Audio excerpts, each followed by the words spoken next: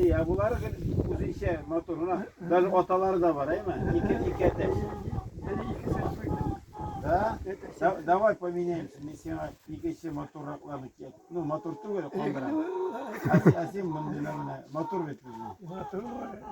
Bu işte bir 4 aylık var. Bakın ну. Regina Pametam bizde bir tur oldu. Bizde ateşler de var. Ayda поменяемся bir ateş. У нас тоже хороший, высокий, но только сорт другой.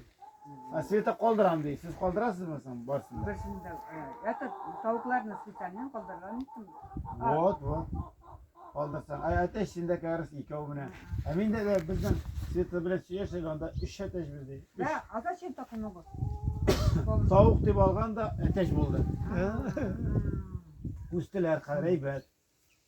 Yumurta sala başladı deyip durasın. Hadi de. No, bileyim, baktır hele. Интересно, конечно. Ya bunlar kara yeşil de şimdi. Я что говорю, голубой. Голубой цвет. Вот это karale. Kızıl neydi? Bizdekiler Ya bu kızıl тоже şu poroda mısın? Bu poroda. Просто tüsü iki tüs. Akta sarı buna gitti elinde bu zengler. Karaymış. Neyden? Turmazadan düşüne olsaydı. İki ateş, iki... İki tavuk. Bunlar da bu şeref.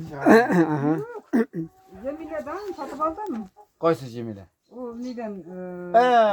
Bugülmede. Yok. Yok ikinci kişi.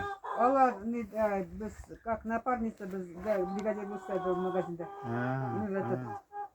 Ой. Karamın Osakay'dan